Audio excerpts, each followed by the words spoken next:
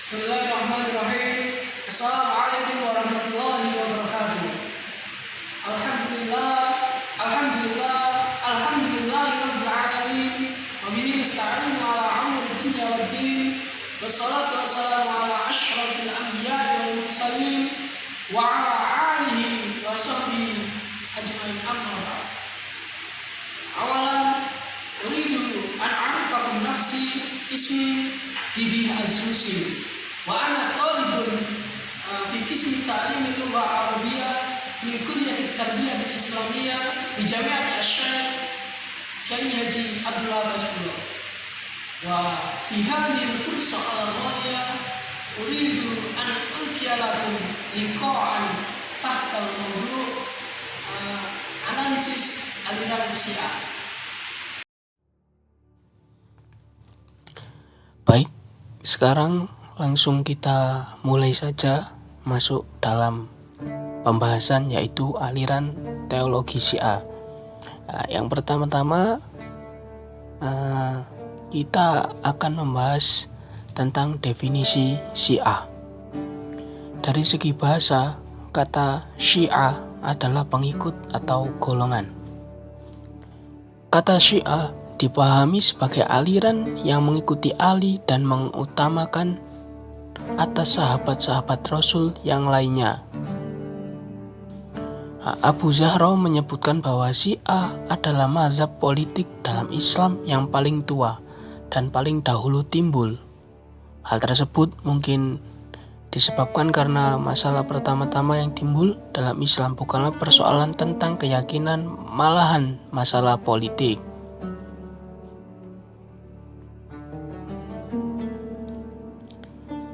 Selanjutnya, latar belakang kemunculan Syiah. Jadi di sini ada 3 pendapat terkait awal kemunculan mazhab Syiah. Pertama, bahwa Syiah berasal dari Abdullah bin Saba yang notabene adalah tokoh Yahudi. Kedua, bahwa Syiah sudah ada sejak zaman Nabi Sallallahu Alaihi Wasallam.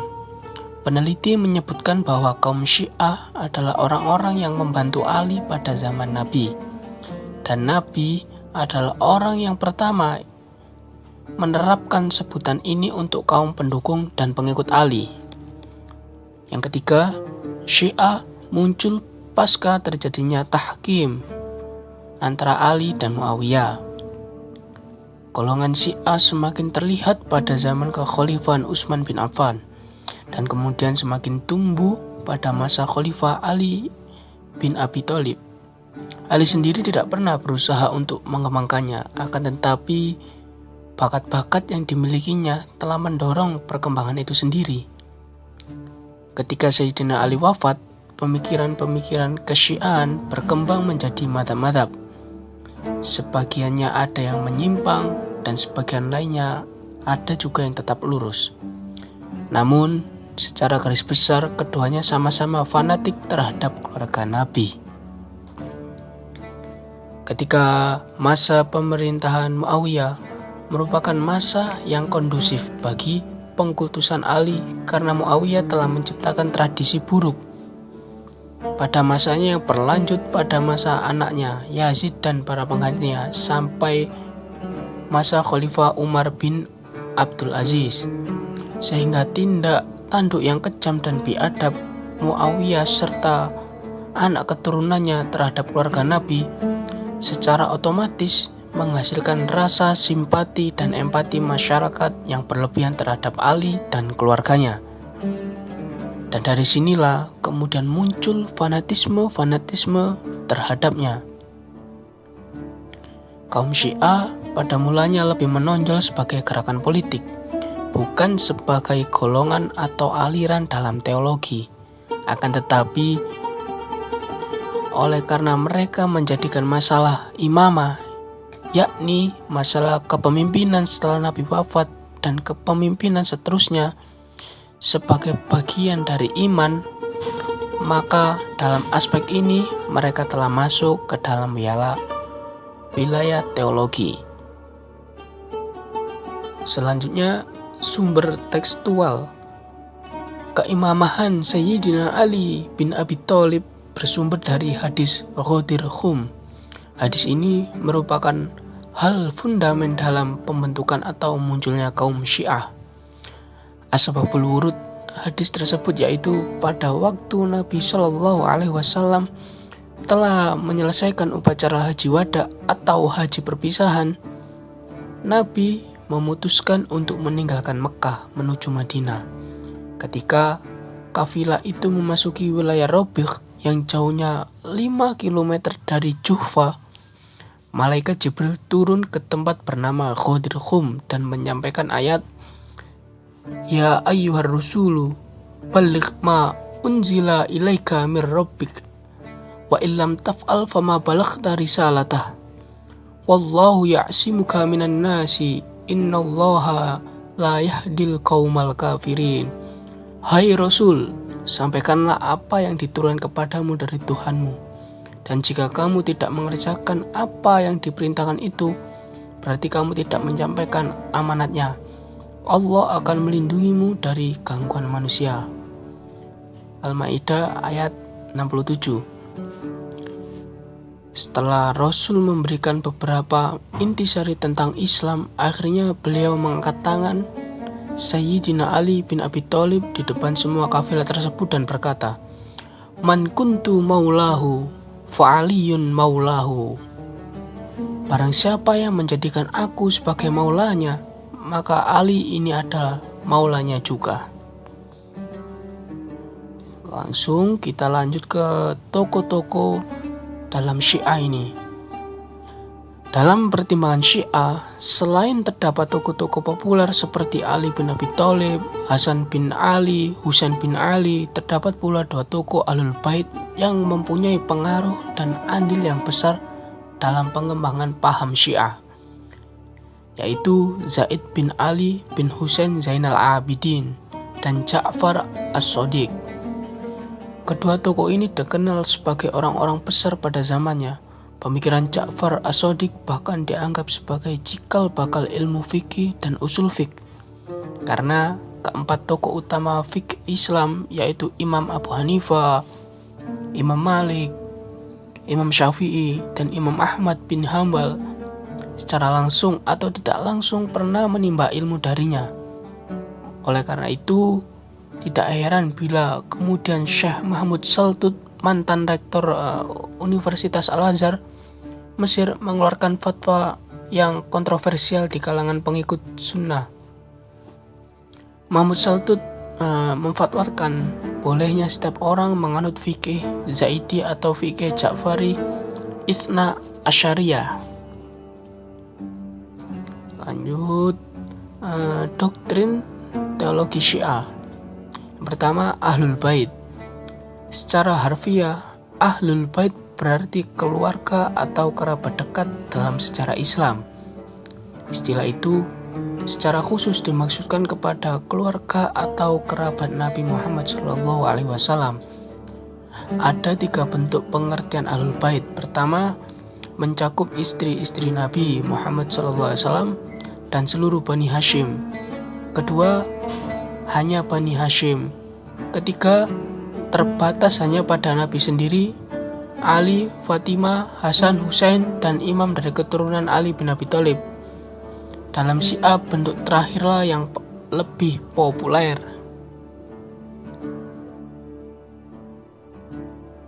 Yang kedua, Al-Bada. Dari segi bahasa, Bada berarti tampak. Doktrin Al-Bada adalah keyakinan bahwa Allah Subhanahu wa Ta'ala mampu mengubah suatu peraturan atau keputusan yang telah ditetapkannya dengan peraturan atau keputusan baru. Menurut Syiah, perubahan keputusan Allah itu bukan karena Allah baru mengetahui suatu maslahat yang sebelumnya tidak diketahui olehnya, seperti yang sering dianggap oleh berbagai pihak. Dalam Syiah, keyakinan semacam ini termasuk kufur. Imam Ja'far As-Shadiq menyatakan, barang siapa yang mengatakan Allah Subhanahu wa Ta'ala baru mengetahui sesuatu yang tidak diketahuinya, dan karenanya ia menyesal, maka orang itu bagi kami telah kafir kepada Allah Subhanahu wa taala. Menurut Syiah, perubahan itu karena adanya maslahat tertentu yang menyebabkan Allah Subhanahu wa taala memutuskan suatu perkara sesuai dengan situasi dan kondisi pada zamannya. Misalnya keputusan Allah mengganti Ismail alaihissalam dengan domba, padahal sebelumnya ia memerintahkan Nabi Ibrahim alaihissalam untuk menyembelih Ismail. Lalu yang ketiga, Asyura.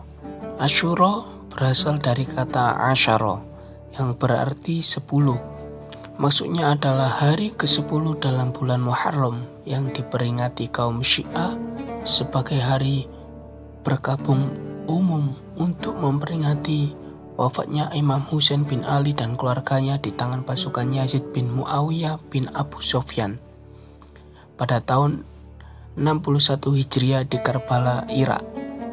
Pada upacara peringatan Asyura tersebut, selain mengenang perjuangan Husain bin Ali dalam menegakkan kebenaran, orang-orang Syiah juga membaca sholawat bagi Nabi Shallallahu Alaihi Wasallam dan keluarganya, mengutuk pelaku pembunuhan terhadap Husain dan keluarganya, serta memperagakan berbagai aksi seperti memukul dada dan mengusung-usung peti mayat sebagai lambang kesedihan terhadap wafatnya Husain bin Ali. Yang keempat, imamah. Imamah adalah keyakinan bahwa setelah Nabi Shallallahu Alaihi Wasallam wafat, harus ada pemimpin-pemimpin Islam yang melanjutkan misi atau risalah Nabi. Dalam Syiah, kepemimpinan itu mencakup persoalan-persoalan keagamaan dan kemasyarakatan. Imam bagi mereka adalah pemimpin agama sekaligus pemimpin masyarakat. Pada umumnya, dalam Syiah, kecuali Syiah Zaidiyah, penentuan imam bukan berdasarkan kesepakatan atau pilihan umat, tetapi berdasarkan wasiat atau penunjukan oleh imam sebelumnya atau oleh Rasul langsung, yang lazim disebut nasakh. Yang kelima, isma. Dari segi bahasa, isma adalah bentuk masdar dari kata ashama, yang berarti memelihara atau menjaga. Isma ialah kepercayaan bahwa para imam itu termasuk Nabi Muhammad telah dijamin oleh Allah dari segala bentuk perbuatan salah atau lupa. Yang keenam, Mahdawiyah berasal dari kata Mahdi yang berarti keyakinan akan datangnya seorang juru selamat pada akhir zaman yang akan menyelamatkan kehidupan manusia di muka bumi ini. Juru selamat itu disebut Imam Mahdi. Dalam Syiah, figur Imam Mahdi jelas sekali. Ia adalah salah seorang dari imam-imam yang mereka yakini. Syiah Itsna Asyariyah misalnya memiliki keyakinan bahwa Muhammad bin Hasan al-Askari adalah Imam Mahdi. Di samping itu, Imam Mahdi diyakini masih hidup sampai sekarang, hanya saja manusia biasa tidak dapat menjangkaunya. Dan nanti di akhir zaman ia akan muncul kembali dengan membawa keadilan bagi seluruh masyarakat dunia. Yang ketujuh, Marja'iyah atau wilayah al-faqih. Kata Marja'iyah berasal dari kata marja' yang artinya tempat kembalinya sesuatu. Sedangkan kata wilayah al-faqih terdiri dari dua kata. Wilayah berarti kekuasaan atau kepemimpinan, dan faqih berarti ahli fikih atau ahli hukum Islam. Wilayah al-faqih mempunyai arti kekuasaan atau kepemimpinan para fuqaha. Yang kedelapan, taqiyah. Dari segi bahasa, taqiyah berasal dari kata taqiyah atau ittaqo yang artinya takut. Taqiyah adalah sikap berhati-hati demi menjaga keselamatan jiwa karena khawatir akan bahaya yang dapat menimpa dirinya. Dalam kehati-hatian ini terkandung sikap penyembunyian identitas dan ketidakterus-terangan.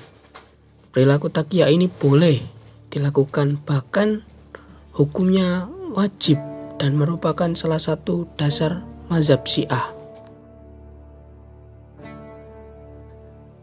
Lalu kita akan masuk pembahasan ke sekte-sekte Syiah. Munculnya sekte-sekte Syiah bermula dari masalah imamah atau kepemimpinan, yaitu siapakah yang berhak menjadi imam sesudah terbunuhnya Husain. Oleh karena itu, pada saat itu belum ada di antara putra-putranya yang mencapai usia dewasa. Golongan pertama memandang bahwa keimanan harus berada di tangan keturunan Husain dan tidak boleh lepas dari mereka. Dan keimanan harus melalui nas dari imam baik yang dikenal maupun yang tersembunyi. Golongan ini terpaksa mengangkat putra Husain yang belum dewasa sebagai imam. Golongan ini kemudian disebut dengan golongan Syiah Imamiyah. Lalu golongan kedua berpendapat bahwa mengangkat imam yang belum dewasa adalah tidak sah. Mereka tidak yakin bahwa Husain telah menjanjikan keimanan itu kepada salah seorang putranya untuk dibaiat. Oleh karena itu, mereka bersikap menunggu-nunggu sampai munculnya seorang putra keturunan Husain atau Hasan yang memiliki ilmu pengetahuan, kezuhudan, keberanian, kesolehan, keadilan, dan berani mengangkat senjata terhadap penguasa yang zalim. Oleh karena itu, golongan ini disebut dengan Al-Waqifah. Mereka menghentikan aktivitasnya selama 60 tahun sejak terbunuhnya Husain sampai bangkitnya Zaid bin Ali ibni Husain di Kufah yang memberontak kepada Hisam ibni Abdul Malik dari dinasti Umayyah. Kemudian golongan ini dikenal dengan nama Syiah Zaidiyah. Golongan ketiga, bahwa jabatan imam sesudah Husain jatuh pada Muhammad ibnu al-Hanafiyah, yaitu saudara seayah dengan Husain. Golongan ketiga ini beralasan bahwa Ali bin Abi Thalib meminta kehadiran Muhammad saat menjelang wafat dan saat berwasiat kepada putra-putranya. Ali meminta kepada Muhammad agar menaati Hasan dan Husain, dan sebaliknya agar keduanya berbuat baik dan menghormati Muhammad ibnu al-Hanafiyah. Oleh karena itu, kelompok ini memandang kehadiran Muhammad bersama kedua saudaranya menerima wasiat Ali tersebut menunjukkan bahwa dia juga memperoleh hak untuk diangkat sebagai imam. Golongan ketiga ini dikenal dengan nama Syiah Kaisaniyah. Pendirinya adalah Kaisan, bekas budak Ali. Ada pula yang mengatakan bahwa dia adalah Mukhtar ibni Abi Ubaid, sehingga golongan ini disebut dengan nama Mukhtariyah juga.